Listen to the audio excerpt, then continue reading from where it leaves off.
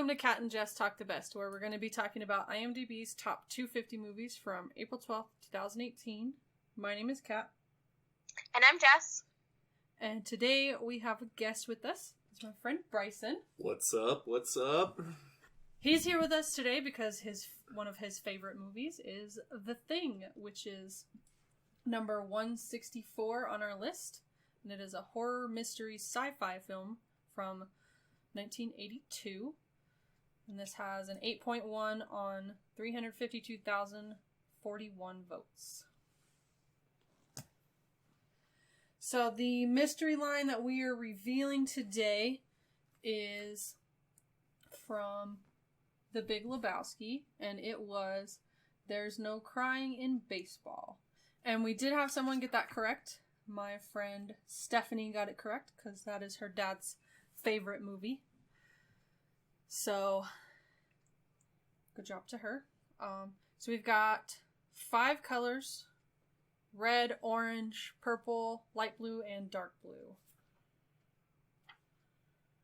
Go with orange.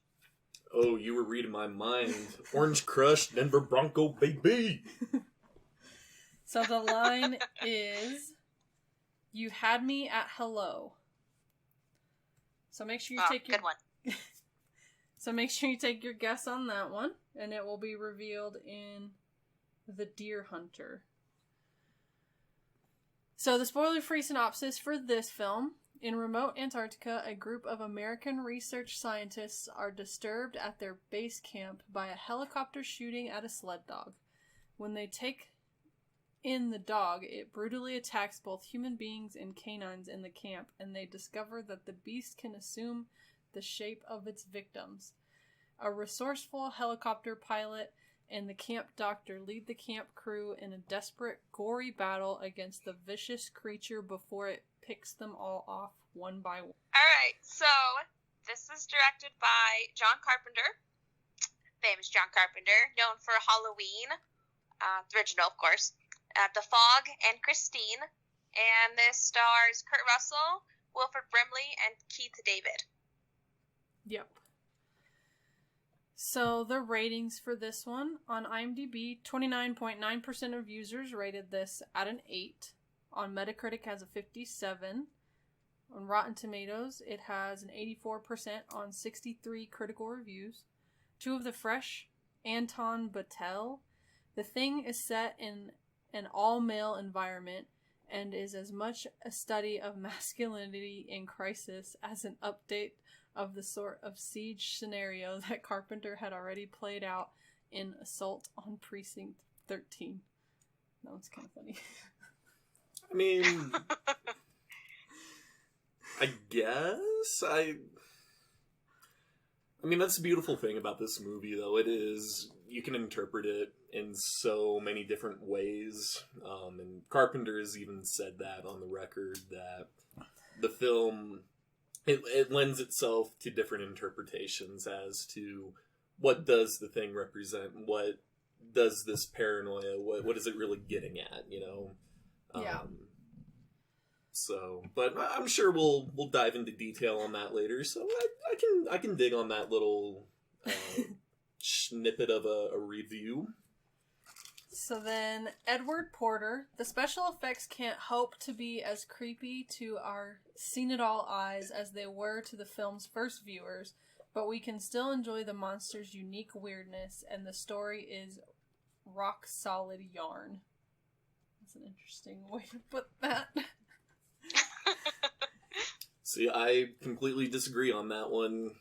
Practical effects anymore, they've gone by the wayside.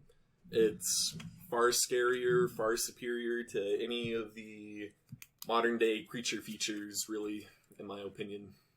Yeah. I do like the practical effects more than more than CGI. Because CGI ages not very well. So, Too Rotten, Jeff Andrew. Russell's sub-Eastwood heroics hardly compensate for the absence of all characterization, while Bill Lancaster's script boasts the most illogical climax any monster movie ever had. Boo. Boo. The consensus: grimmer and more terrifying than the 1950s take, John Carpenter's The Thing is a tense sci-fi thriller rife with compelling tension and some remarkable makeup effects. For sure. For sure. Dang. Agreed. So, the money for this one. The budget was $15 million. Opening weekend, it made $3,107,897. And then the domestic gross, it made $19,629,760. So, didn't do too well at the box office, but that's because of what came out around it. Yes. You gotta wait. So yeah, we'll talk about that later. And then awards-wise, this didn't really... Like we've talked about before, horror movies don't really get the appreciation that they deserve. So there's only 3 awards that it was even nominated for, and it didn't win any of them. But the ones that it was nominated for, 2 of them are good. 1 of them is not. I know about the other one. So the 2 that were good, the Academy of Science Fiction, Fantasy, and Horror Films, it was nominated for Best Horror Film and Best Special Effects. What beat it? Let's see. One of my absolute all-time favorite horror movies, Poltergeist, beat it. So the nominees... I mean, but... I love Poltergeist. So the nominees in that category were Poltergeist, Creepshow, Death Trap, Swamp Thing, and then The Thing. So, I mean, for me, I do like Poltergeist more than this. The Thing is really good, don't get me wrong. Yeah. But I love Poltergeist. And that's just for best horror film? Yeah. See, I don't know. With Poltergeist, let's see here, best visual effect. Oh, okay. Okay, now we're getting Bryson mad. Okay. The category for best special effects, E.T. the Extraterrestrial, Blade Runner, Forbidden World, The Dark Crystal, and The Thing. And the winner was E.T. the Extraterrestrial. Boo! Boo! Yeah, I think... I'm sorry, but Dark Crystal's awesome. Yeah, it's the whole freaking world made. Yeah, I think that whole category... I've seen all of them except for Forbidden World, so I think that whole category is really good, and that's some tough competition right there.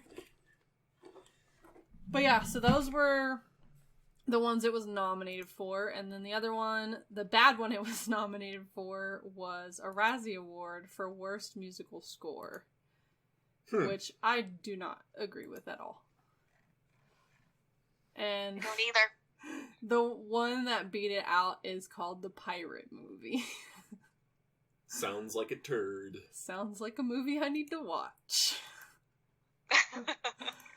But yeah, so those are the awards that it could have possibly won that it did not. So, initial thoughts. You want to go first, Bryson? Sure. I mean, for me, I am 150% biased with this film. It is one of my all-time favorites, period. It holds a very special place in my heart, so growing up, I was, all about the creature feature, all about the monster, and this really embodies the ultimate monster because it does not have one set form. It's anything and anyone. And that's just something that I've always found really special and just kind of capturing the imagination, for years to come, and possibilities are endless with it. Yeah, I will say, I do really like the creature in this one. I had seen bits and pieces of this one before, and then we watched it last night, and it was great. And I think what made it even better is Sean's reactions the whole time. Yeah, you'd never seen that wonderful film before. So that made it really entertaining. But I mean, even if he wasn't there, I still would have enjoyed it a lot. It's a great movie.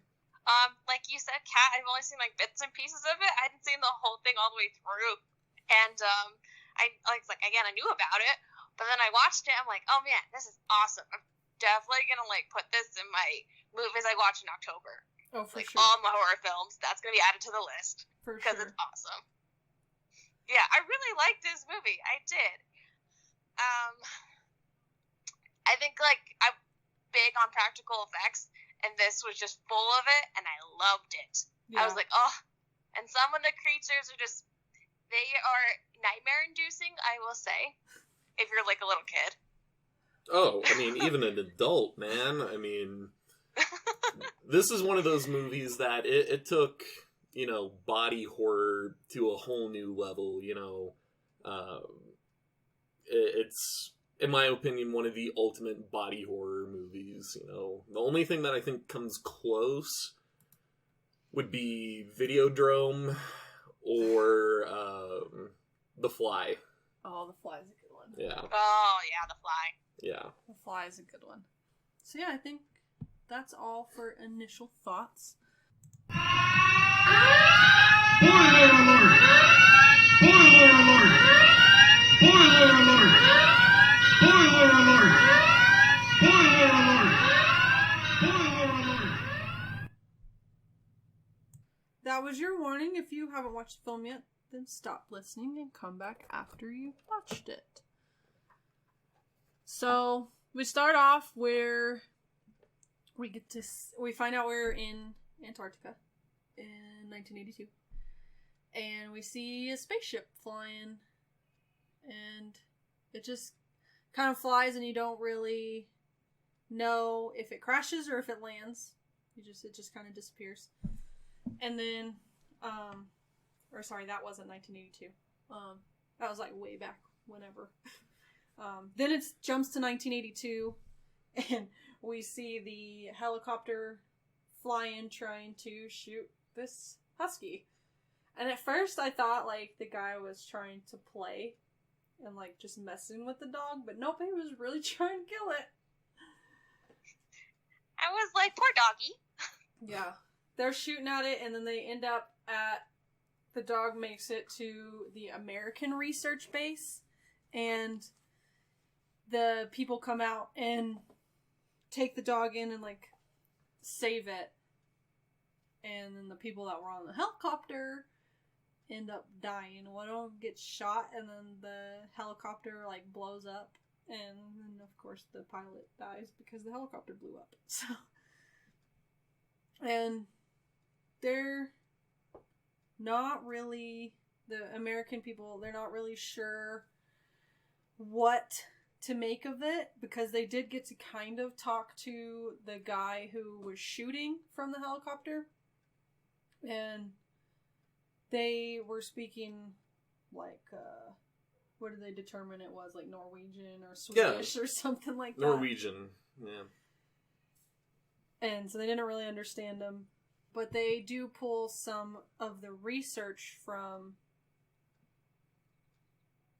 Or not the research. They do pull some stuff from the helicopter after they put the fire out. Yeah. And find out like where their base was and where they came from. But they're still real confused as to why they were trying to kill the dog.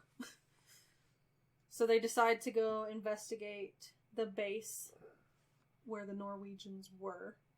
Where you find some horrible, or beautiful, I mean, to me they're beautiful bodies, you know. It's really, really well done practical effects there. Yeah. Like, really good sculpting. Especially the guy sitting in the chair. Oh, yeah. With, like, his throat cut. Oh, yeah. Yeah. Yeah. Sean's That's, like, reaction my to favorite part of that. was great. Looks over, what the... Oh, yeah, no, that was great.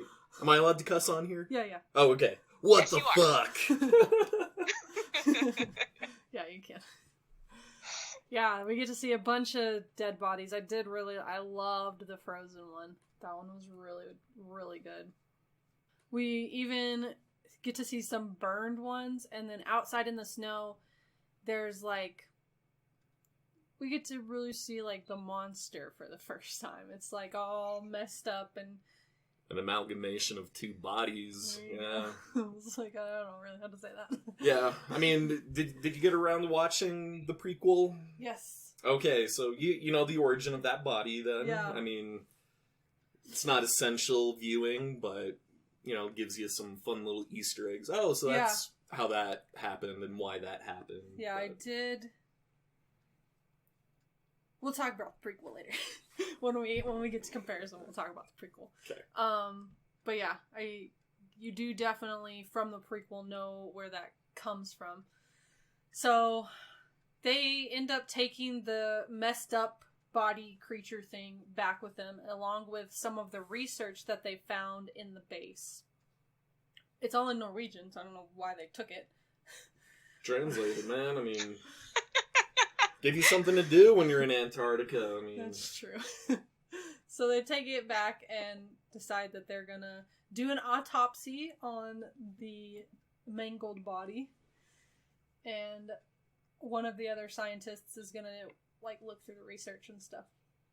So they're kind of hanging out in the little rec room, I suppose, and the husky that they saved is just kind of running around in there, and then finally one of them gets irritated. He's like, just go put that dog in with the others. So they take it in there, and then we get... the first real scene. Yeah, it's great. I loved this, like, monster transformation attack thing.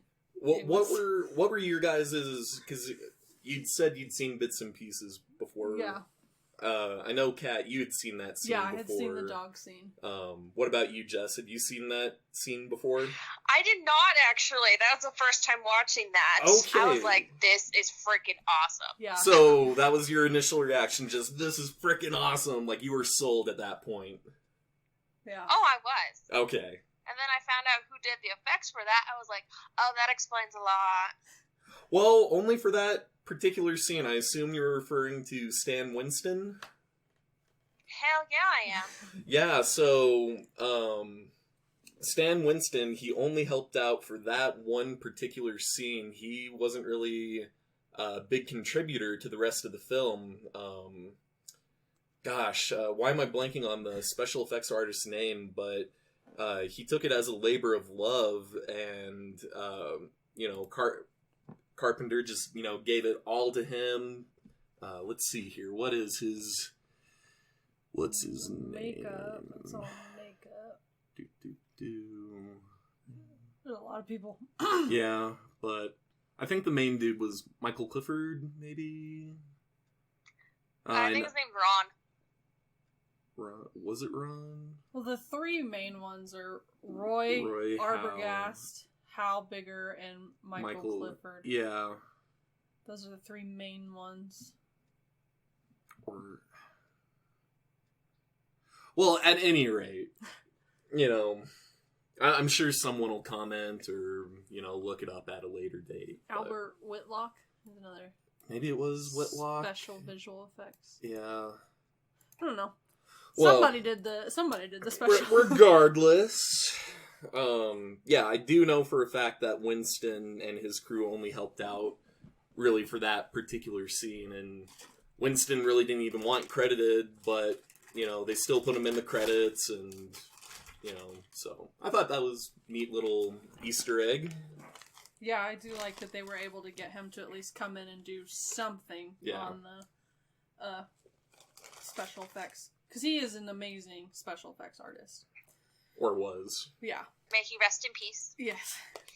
So, get the whole dog attack scene and everything, and all the guys come in, and they're, like, shooting the dog with guns and flamethrowers, and finally it, like, burns to death. They've discovered that's how you kill it. So... Then it jumps to Blair, who is the, doing the autopsy on the other creature thing. Mm-hmm. And he's determined that the way that this creature functions is that it, what were you saying last night? Assimilates. It assimilates you. Yes. Yeah. So it just, like, transforms into you, which I think is an amazing way for a monster. Yeah. More of a chameleon than anything. Yeah. And that was it's a great horror effect, I'll say that. Yeah. I mean, that was something, like I alluded to earlier, that always captured my imagination, Was this thing... Did it ever have, like, a base form, or was it just intangible to begin with? Was it more like a virus, kind of speaks to what's going on right now, I guess. It's an invisible enemy, but you can see this one. Yeah. Sort of. And eventually, you're able to see this one. But yeah, I really do like the form, I guess. Or forms, yeah. Yeah, I really like the way that they did this monster. But we get to see in, like, the dead one that it's still, even though it's technically dead, it's still kind of digesting and dissolving what it's already eaten. Because there's still active cells, yeah. Because it doesn't die unless it's like completely incinerated. You have to destroy it down to the cellular level, which is what it's like an infection almost, but a thinking, mindful infection that takes you over completely. So. Yep. So after they've discovered all of this, then we get to see this video of the Norwegian team discovering the monster and its spaceship. They're like, well, it's alien. Yep. Like, that's really the only kind of... I mean, we knew from the first little scene, yeah, it's alien, but this is like the confirmation of it being alien. So then the next day, McReady, he decides to go with Palmer and Norris up to another site that the Norwegians were working at to see if they can find the crater where the spaceship is. And they do get over there, and we learn that it was about 100,000 years ago when it crashed and has been entombed in the ice since then. And the Norwegians let it out. Oh, right. Okay, so this is where, Blair, he's studying, the cellular structure of the thing, or of the alien. And, he comes to the conclusion that in 27,000 hours, the entire world's population will become infected, if this thing is not stopped. So, he does what any rational or sensible man would do in that situation and tries to quarantine everyone and everything there. We're gonna die with the thing, and it's not getting out. That's his mentality, essentially. So, he's... It's a good mentality, don't Yeah. Don't let it take over the world. Yeah, if you had this horribly deadly virus, that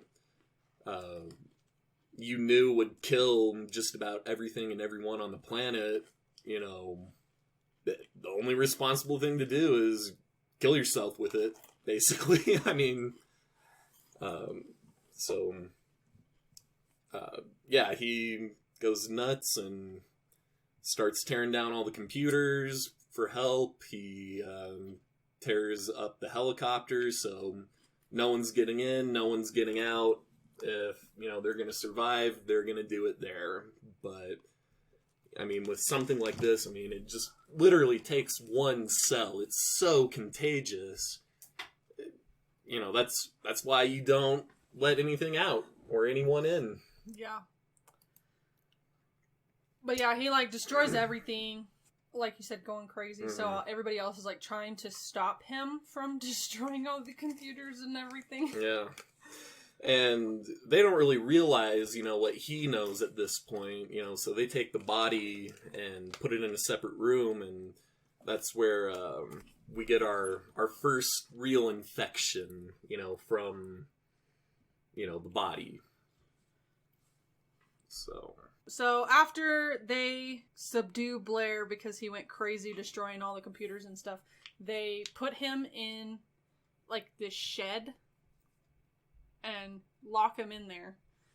And what we don't know at the time, we do learn a little bit later in the movie, is he has been infected with the monster, the thing.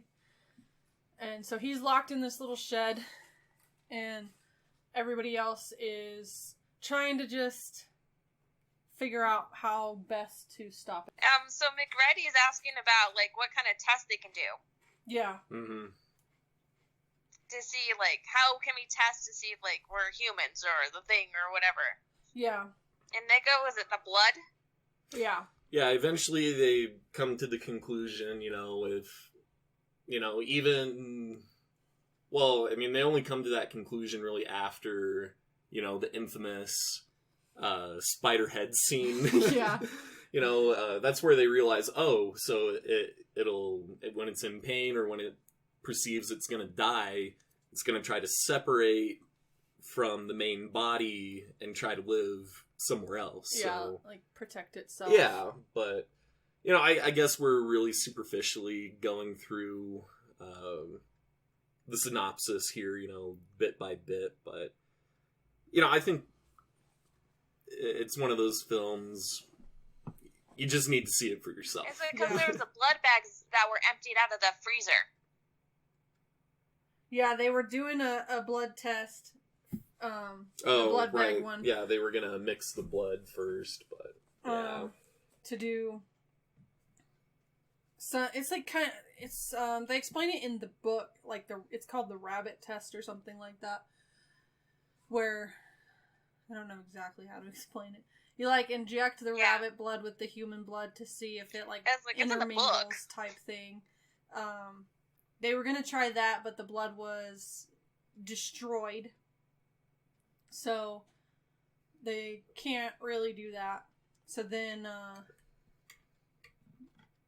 McReady decides that he's going to be the leader of the camp to try and figure all this out. And so people start kind of like dying and disappearing.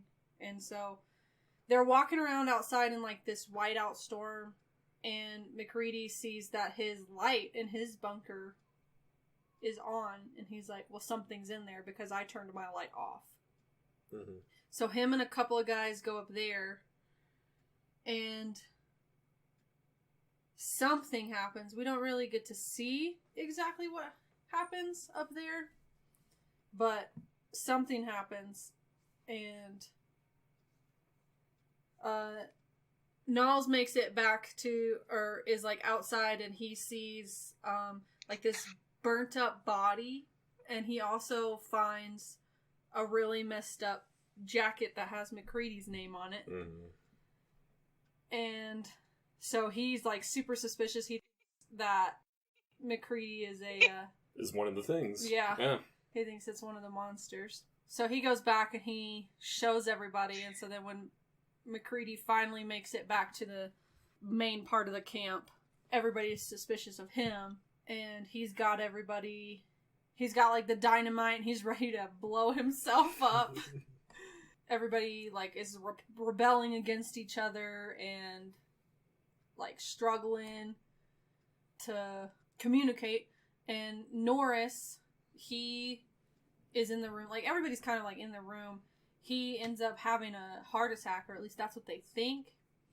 And Dr. Copper goes to, like, do the CPR and defibrillator and all that. The great scene that I was referring to. Yeah. Yeah. And the chest, like, falls in. Big monster mouth opens up. Rips the arms off. Yeah.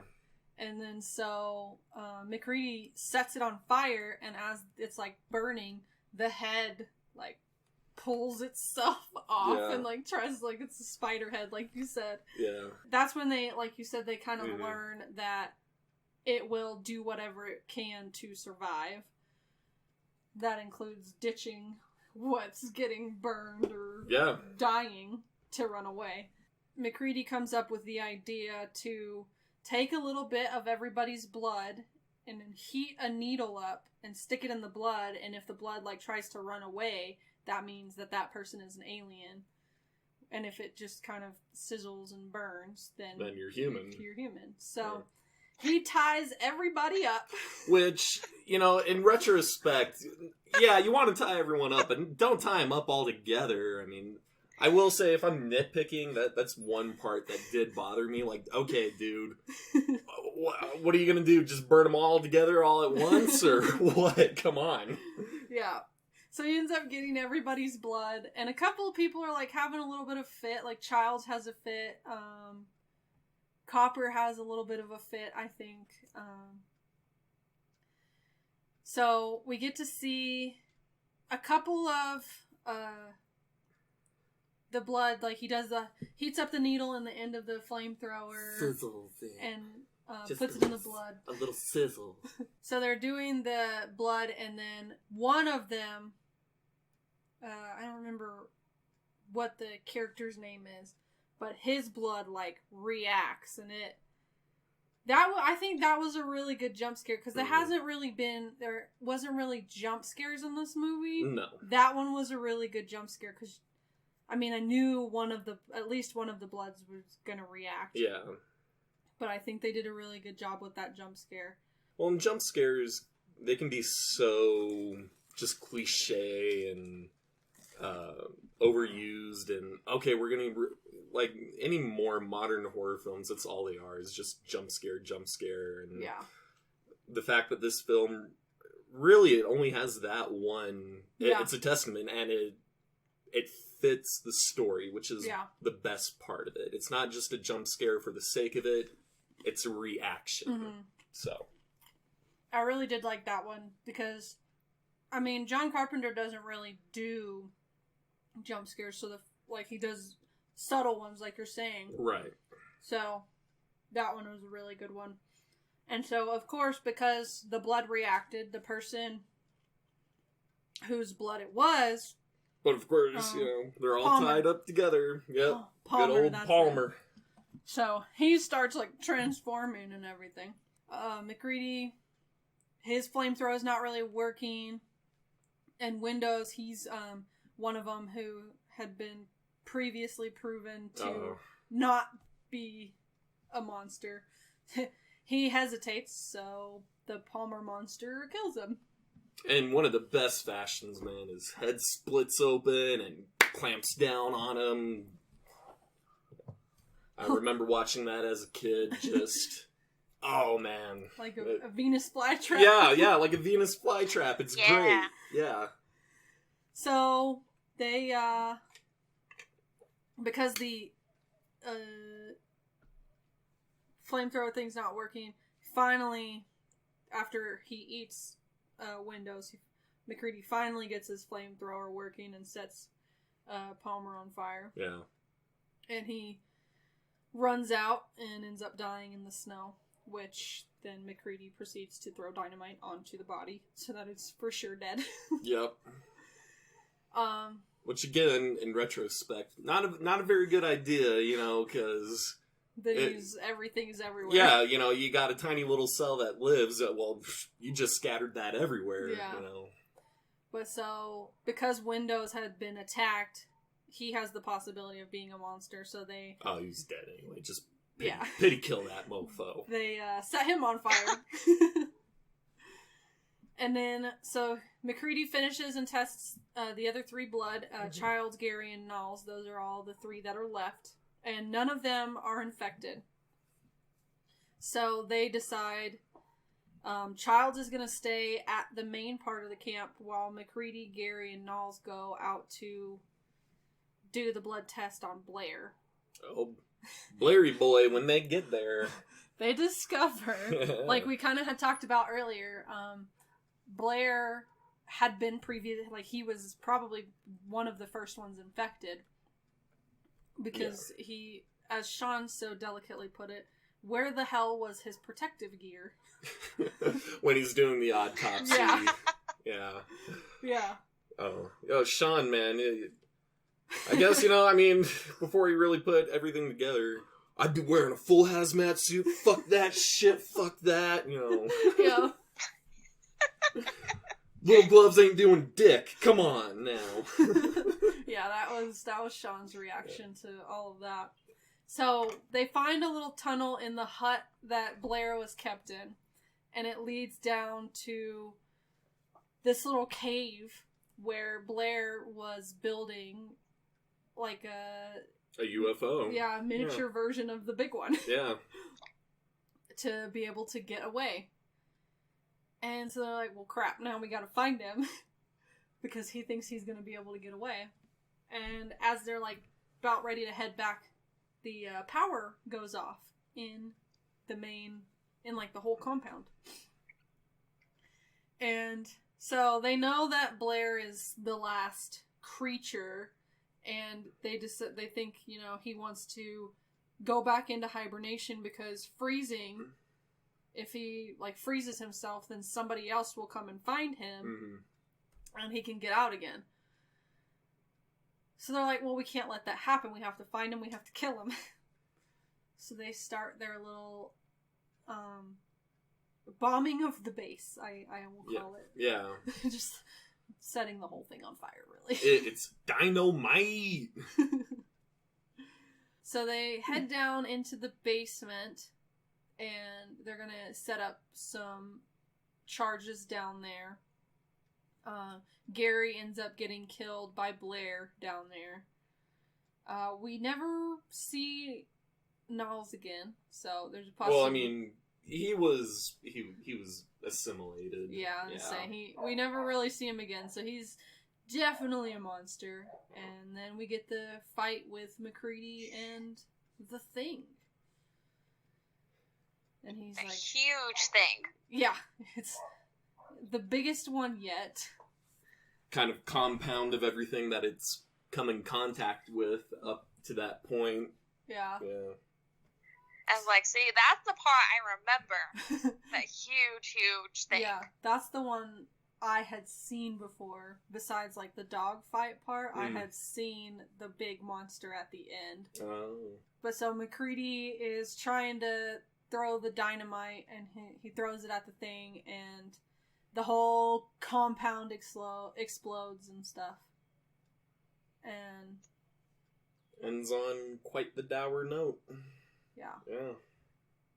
That's pretty much it. Yeah, you know, you got McCready and Spawn hanging out there at the end, and basically, well, are you human? Are you? I don't know. Well, who cares? We're gonna die. Alright. Yeah. Movie's done. They accept the fact that they're both just gonna die there, so might as well. But yeah, so that's pretty much that. So the music for this was not John Carpenter, surprisingly. Yeah, normally he does his own. Nope. But he definitely, you could tell he had a hand in it, because it sounds very much like John Carpenter. Mm-hmm. The person who did it is Ennio Morricone. He has 521 composing credits. So he's done a lot of stuff, so he knows what he's doing. Mm-hmm. He's known for The Hateful Eight from 2015, The Untouchables from 1987, The Legend of 1900 from 1998, and then The Best Offer from 2013. The first thing he ever worked on was Death of a Friend in 1960, and he is currently working on an animated movie called The Canterville Ghost. And as of right now, there's no release date for it, and not really any information other than it's animated. He has won 2 Oscars. In 2016, he won Best Achievement in Music Written for Motion Picture Original Score for The Hateful Eight. And then in 2007, he won an honorary award for his magnificent and multifaceted contributions to the art of film music. I think that Oscar should be taken away from him, if I'm being completely honest, for that movie. The Hateful Eight? Oh, yeah, because he actually reused a lot of the unused music that he composed for The Thing, for the Hateful Eight. So, I don't think it's completely original. Well, I mean, if it's... I was like, but how many if composers he wrote reuse their it... music? I mean, he wrote it, but, come on, dude. Be original. Don't take from your old library, Use that noodle of yours. I mean, as far as this movie goes, like I said, like we had said, no, it's not John Carpenter doing the music, which he normally does the music for his own films, but this guy did a really good job of making it sound like Carpenter. Well, it was simplistic. That's the thing. Yeah. And... Because I will say, this music reminded me a lot of Halloween. Oh, sure. Yeah. Heavy bass, heavy synthesizer, build up, intense moments,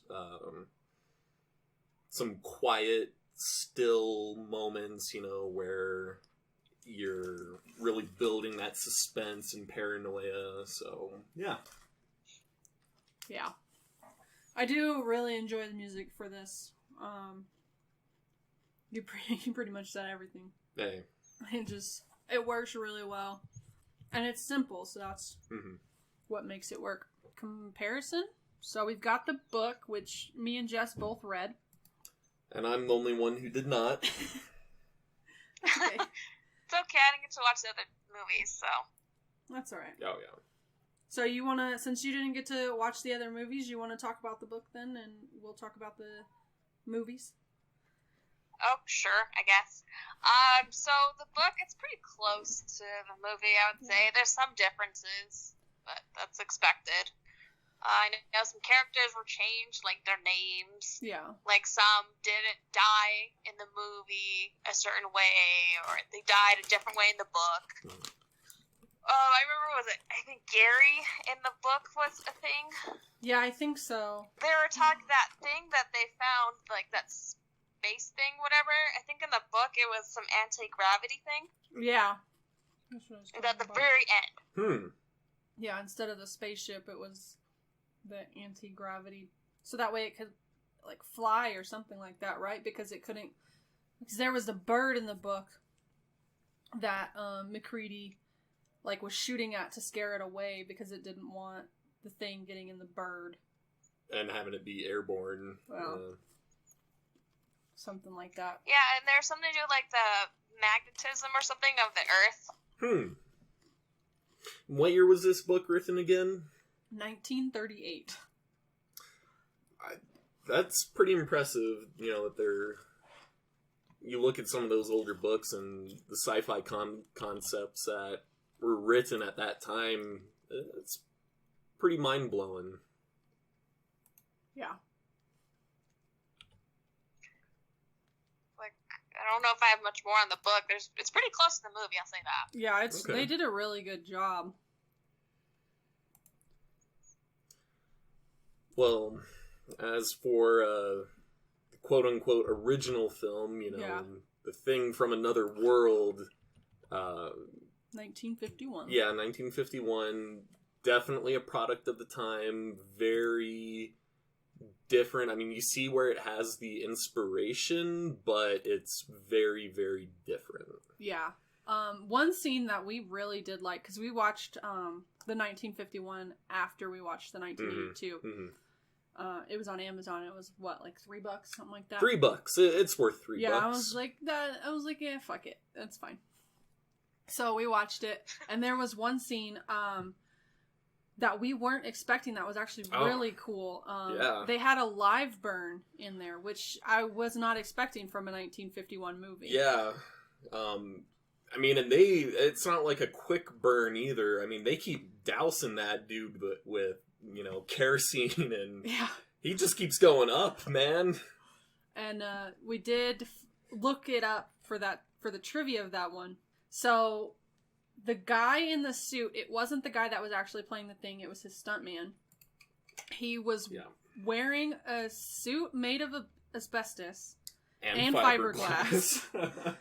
And he had an oxygen tank. What? Yeah. Yeah. He had an oxygen tank on underneath it. Pure oxygen. 100%. Yeah. So, as they were throwing the kerosene on him, keeping him lit up and on fire, it was a miracle that the stunt double did not die because of all of the everything. Oh, yeah. Well, I mean, it's a miracle that no one on set died along Yeah. with him. I mean, yeah. But yeah, that was one scene that was really well done in that movie, and it was kind of shocking to see that in a 1951 movie. Well, the other one that I thought was pretty shocking, too, when they have the disembodied arm from the thing, you know, and you get a decent shot of it, couple shots of it, and it's, for me, I mean, it's not, like, gruesome by today's standards, but back then, man, that was pushing the envelope, so... Yeah, I will say, it is pretty different. There are a couple similar things, like, the one thing I did really like was, the intro, how John Carpenter pulled that intro of the thing. Yeah. Like, the opening credits, and you see the thing pop up. John Carpenter pulled from that. The other thing that I liked that John Carpenter pulled from is the design of the set. Yeah, very subtle, but I mean, the layout was very, very close, you know, mirroring each other. Yep. But pretty much everything else was different. But I will say, if you want to watch it, it is worth the $3 from Amazon. Oh, yeah. Yeah. I mean, get a couple friends together and, you know, have yourself a B-movie monster night. Because, well, and can we talk just real briefly on its design? Oh, yeah. You know, the design of that monster. Talk about an amalgamation of every Universal monster movie at that time. Yeah. So it looked... So a lot of times it's compared to Frankenstein. Because it's got the look and like the feel of Frankenstein. Big forehead, big brow. Yeah. Okay. And then it's got claws, like long claws, like the werewolf. Or, you know, Creature from the Black Lagoon, yeah. And then... Well, and it's described as green. Yeah, they said it's green. And then also, it doesn't... Its assimilation is different, because at that point in time, they didn't have the special effects to do, like, how the 2011 and the 1982 one. So it assimilated by blood. It, like, sort of used the blood to reproduce itself, as well as drank blood. Yeah, so it was also Dracula, you know. Yeah, we were comparing it to, like, all of the Universal Dark Universe monsters. Huh. Yeah. But yeah. Yeah, they describe, I mean, very different. You know, they describe in the film, it's almost more like a plant. Yeah. And one of the scientists, he uses the blood to test, you know, okay, is it feeding on blood? And okay, yeah, it is. And it grows little ball sacks. Yeah. Yeah, in a garden. Because they do, yeah, it's wild. And I was, like, looking at them, and then it, like, focuses in on them, like, real close, and I was like, those look like little ball sacks. Yeah. Little dangly scrotums from a vine, basically. But, I mean, I will say it's definitely worth the $3. Yeah. Definitely. So if you have the time to watch it, for sure do. Well, and I would almost say, you know, if you're trying to get a younger audience into horror, it's a great movie to show a younger audience. Because it's not really too scary. They did build some suspense by not having close-ups of the monster. Mm-hmm. They only had, like, far-away shots. But that's because they didn't like the look of the monster close-up. Yeah. That was some trivia that we found. Yeah, this is definitely a good intro kind of movie. Yeah. But yeah, I agree that the Thing from Another World from 1951 is definitely a good intro to horror. Yeah. So the 2011 Thing is kind of like a prequel. It's a prequel. Because it's the Norwegian camp. I actually watched it this morning. It's fine. I mean, what are your thoughts? The CGI is pretty bad. I did like some of the designs of the monster. Like, I liked where they were going. I just wish that they had stuck with practical effects on it, like the thing from 1982, rather than going all CGI on the monster.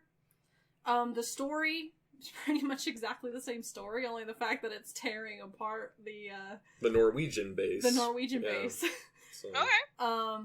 You also get Tormund. Yeah, Tormund Giantsbane from Game of Thrones. Yep.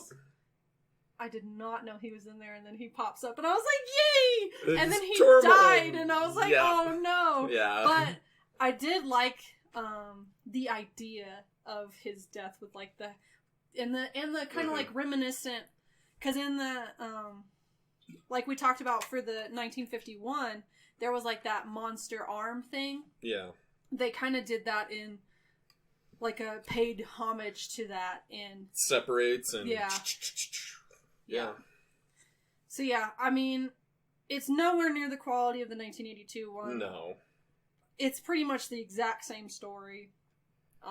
Everybody goes crazy because this monster's tearing everyone apart.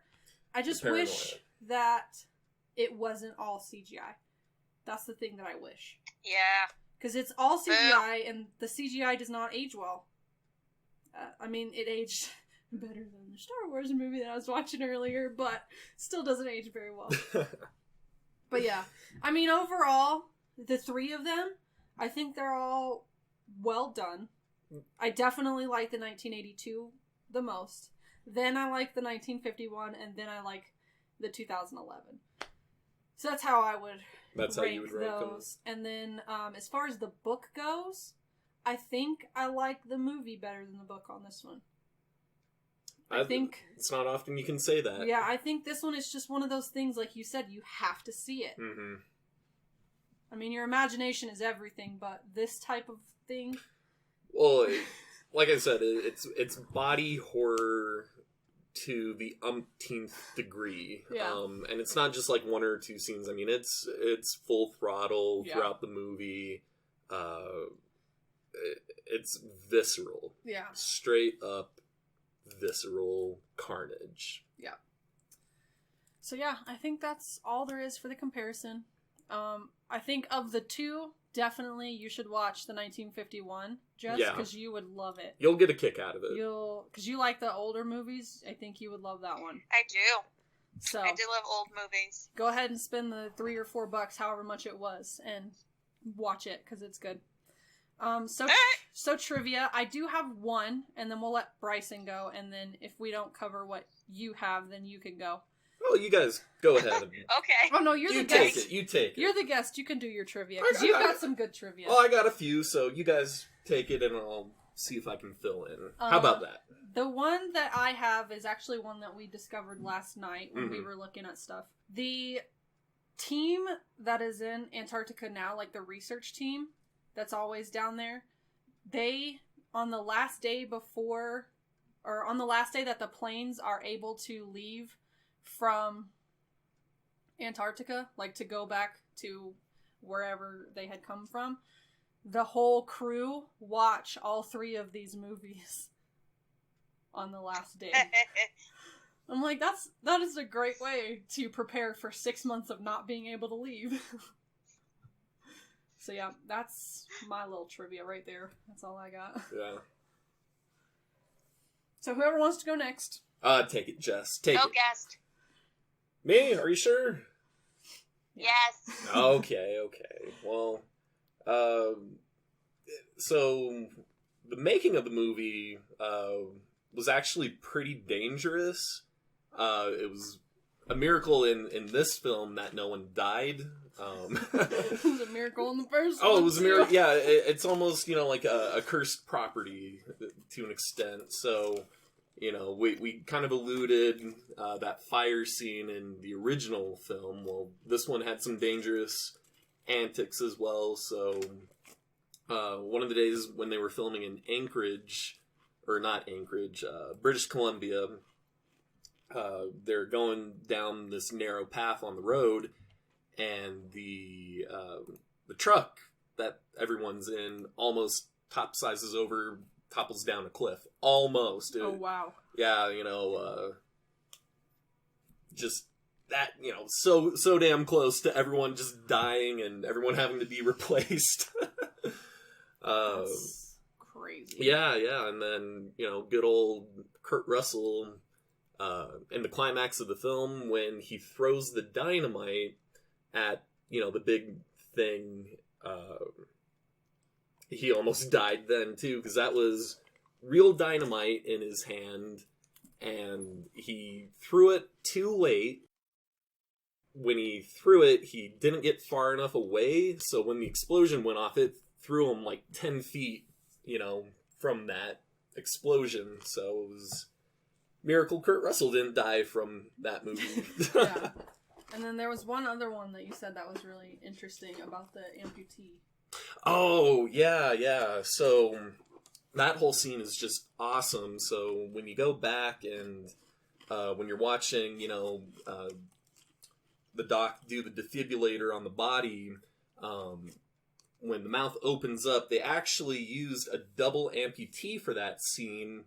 So when the mouth clamps down on the arms, the amputee just pulls back and it really rips the arms off. Yeah. So that's why it looks so good. Anytime you would need, limbs coming off back in the day, you'd find someone that already had a limb missing, build a prosthetic, and rip it off them.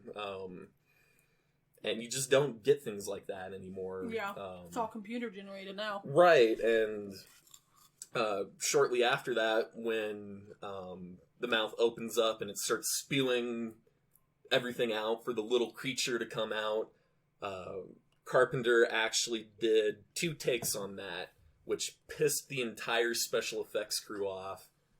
That took an entire day to set up. And he said, nope, there's too much coming out. It's too much like a fountain. We need to tone it back. So they spent 2.5, 3 days just for that short little scene. Okay. Yeah. That's some good trivia. Yeah. There's some good ones. You have any more, Jess? There's a couple I have. So I did find out who did a lot of the makeup. Okay, who was it again? So that is Rob Bottin. Yes. He's done other things. This is his first big one, but he's done other movies like RoboCop, Total Recall, stuff like that. Yeah. Okay. Yeah.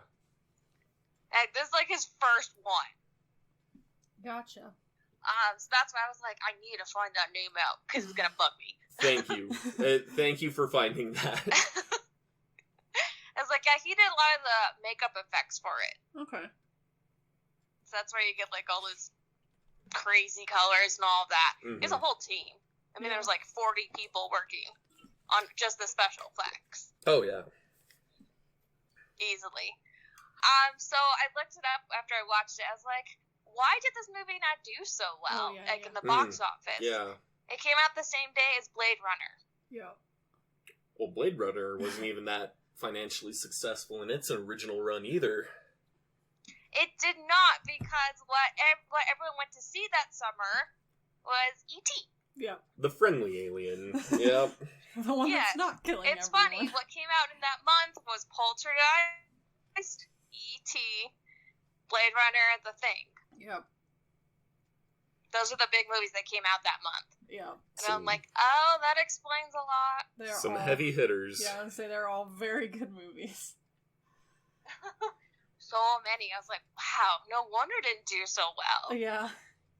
It was I was like, E.T. kind of kicked its ass. Yeah, I was gonna say that's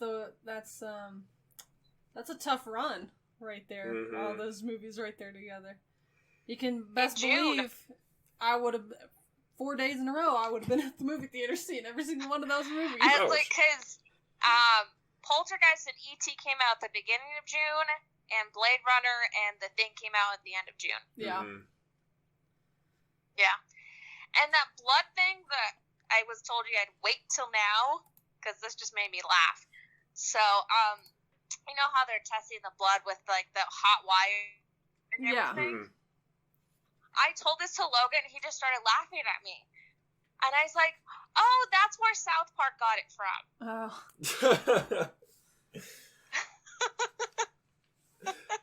South Park gets this Because in an episode of South Park, they use the exact same thing to test if everybody has lice or not.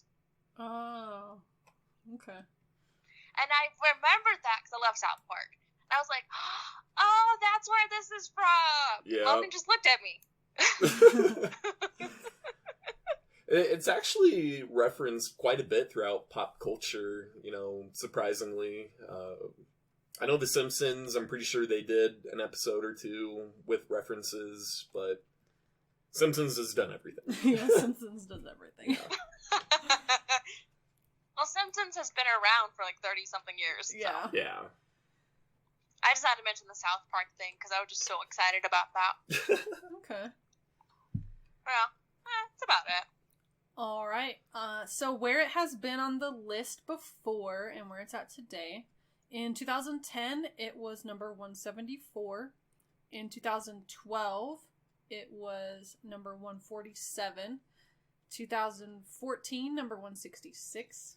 2016, number 173. 2018, number 163. And as of today, when we're recording, it is still at number 163. So I think it's just kind of chilling right around here. In the 160s. Yeah. It likes staying here, and I think it jumps up and down every couple years just because of the amount of new movies that come out, and then jumping back up because of anniversaries. So, but I mean, I feel like this one could probably be a little bit higher, just because some of the other ones that we've seen so far, and then a couple of them that are coming up. I feel like this could be a little bit higher. I know Bryson probably wants it right up at the top. I wouldn't... Well, yeah, I mean, it's a pretty special film for me. I wouldn't put it as my number one favorite movie of all time by any stretch of the imagination, but it's pretty high up my list. Okay. But yeah, so... And then previously, the number 164 movie... The 2010 list, Life of Brian from 1979. The 2012 list, V for Vendetta from 2005. I love that film. That one's coming up. Oh. The 2014 list, Hotel Rwanda from 2004. The 2016 list, Tokyo Story from 1953. The 2018 list, Fargo from 1996. Love and as that film. of... We're getting ready to do that one in a couple weeks. Oh, wow. That's another good one. And then as of today, when we were recording, number 164 is Room from 2015. So all of them are on our list. A couple of them that we've already done. And then actually split Few evenly. That are coming up, huh? We've got 1, 2, 3. We've got 4 that we've already done, and then 2 that are coming up. So, or no, 3 that are coming up.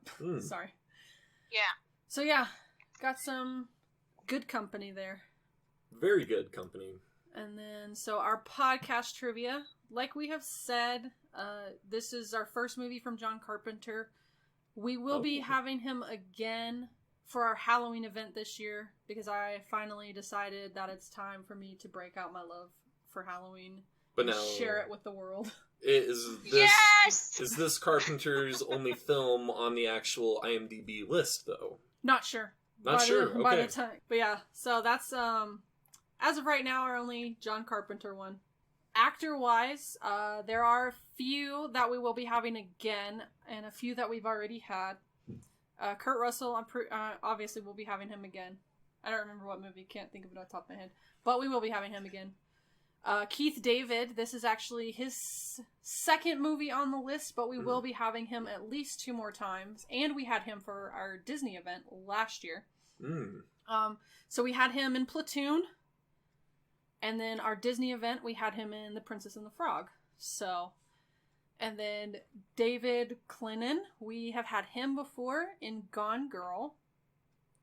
And then Peter Maloney, we'll be having him again. Norbert Weiser, we have had him in our Halloween event, our first one in Hocus Pocus.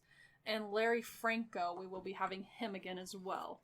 So quite a few actors we'll be having again or have already had. This is the first movie Ennio Morricone has, but we will be having him again. For the composer. Yeah, right? for composing wise. I think 1 or 2 more movies we'll be having him for. I don't remember exactly how many. But we will have him again.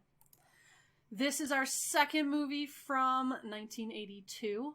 The first one we had was Gandhi. So. And then, let's see here. This is our 7th horror movie, if we're going to include event movies. But officially on the list, this is our 2nd horror film. What was the first one? One that I don't consider horror, called Diabolique. Ah. And then mystery. I like Diabolique. I liked the movie, but it was not a horror movie. Under mystery, this is our 15th horror mystery film. See, and I guess it's got mystery elements, but I don't consider it a mystery. So. Yeah. That's me. And then Sci-Fi. This is our 12th Sci-Fi film. So, and then under votes, this one is right there with Spotlight at around 350,000 votes. I mean, I really enjoyed Spotlight, so I think it's in good company. Oh, it is, but I like Spotlight too. It's just a hard subject matter. Yeah, 2 completely different movies. For sure. Yeah. Definitely. But both about predators lurking in the shadows, taking close familiar forms. Oh yeah, come here, little boy. Oh my god. Am I the Thing, or am I your Catholic priest? Which is worse, you tell me. And then Rotten Tomatoes. This is at 84% with Gremlins and Beetlejuice. A couple movies we did for Halloween events. And then Metacritic. This is the only one that we've done that has a 57%. Criminally low. Yeah, I do not agree with Metacritic on that one. It's like about 50-50 on the amount of times we agree with the critics. So, yep, that's all of our podcast trivia. What's next? So, favorite line. So, for this one, I know you weren't taking notes. We both write down a few lines that we like. I got one. Okay. Yeah. And then, since you're the guest, we will let you pick, because that's what we always do. So, we'll read them, and then you can pick which one you think should be the favorite line for the movie. All right. So, do you want to go first, Jess? Yeah, I got 4 of them. Ooh. This one just made me laugh because it made me think of Princess and the Frog, because this is Keith David's line. And he says, "Do you believe any of this voodoo bullshit?" Yeah. And I just lost it. I literally had to have Logan pause the movie because I was laughing so hard. Yeah, I liked that line because I was like, little do you know, later in life you're going to be a voodoo priest. Exactly. That's why I had him stop it. I'm like, I cannot go on until I finish laughing. Yeah. 3 more. I don't know who to trust. Nobody trusts nobody now. And I know you gentlemen have been through a lot, but when you find the time, I'd rather not spend the rest of this winter tied to this fucking couch. Oh yeah, I was gonna write that one down, but then that whole, like, it just kept going, and I was like, well, I done missed it now. Because sometimes the lines are too long for me to write down, and so I'm like, well, I missed it. Oh, it's gone. My chance was there, and it's gone. Yeah, there's a lot of them that I've liked that I'm like, oh, well, there it goes. Those are mine. Okay, I've got 4 different ones, but I did like all of yours as well. I don't know what the hell's in there, but it's weird and pissed off, whatever it is. I'm tired of talking, Mac. I just want to go back to my shack and get drunk. Oh, I thought that was pretty funny. Okay. It wants to freeze. It has no way out. But I missed the rest of that line, so. Okay. I like started to write it down. I'm like, well, there it went. All right. And then I have one more. Hold on, sorry. Okay. This one was just funny, like right at the end. Generator's gone. Any way we can fix it? It's gone, McCready. It's gone, McCready. Yeah. All right, so I just got one, and it is delivered by Kurt Russell at the very end when he throws the dynamite. Yeah, fuck you too. There you go. All right. That's it. So, of the lines that you were given, which one are you going to pick? You can pick whichever one you want. Don't care. All right. So out of the lines, I think my favorite would be, are you going to spend the rest of this winter tied to the fucking couch? Okay. Yeah. I will have to find that one to write it down. All right. Sweet! Yeah. All right. Definitely that one. Yeah. Cool. What is your rating? Who wants to go first? I'll go. Okay. Okay.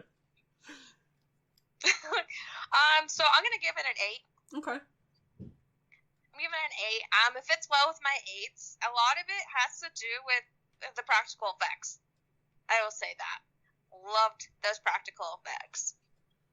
Yeah. That's why it's an 8 for me. Okay. For me, it is also an 8. And really, there's not a lot that I'm, like, complaining about. Like, I did really enjoy it. For me, it's just, it kind of fit with my 8s is really where it was. Like, I did love the special effects. Like, all the practical effects were great. The acting was all really well done. The story, the music, like, I liked all of it. It just really just fits with my 8s. Well, if I am grading it, scale from 1 to 10. Yep. Okay. Probably a 9.1. So a 9, because IMDb doesn't let you do points. Then it's a 9. But to me, that is not fair. You got to have those points, or those half points. So I play by Bryson's rules. It's a 9.1 in my book. It's sci-fi horror, body horror at its best. Super well paced, super well acted, tension super high as you need it to be throughout the film. If I can dock it for anything, I mean, I will agree with a lot of the critics in that the characterization is very weak throughout the film, but it isn't necessarily a character study. It's more about the descent into paranoia of your fellow man, and what does that represent? Does it represent, in the 1950 film, it was, the threat of nuclear Armageddon from the Russians. Yeah. In this film, you could maybe take it as, in the 80s, the AIDS pandemic was super huge. You could take it in so many different directions, and it's open-ended for that. So characterization, very weak, but not necessarily a necessity with this type of film. Yeah. So it's a 9.1. All right. So our next film is There Will Be Blood from 2007. I already got my favorite line from that one. And I drink your milkshake.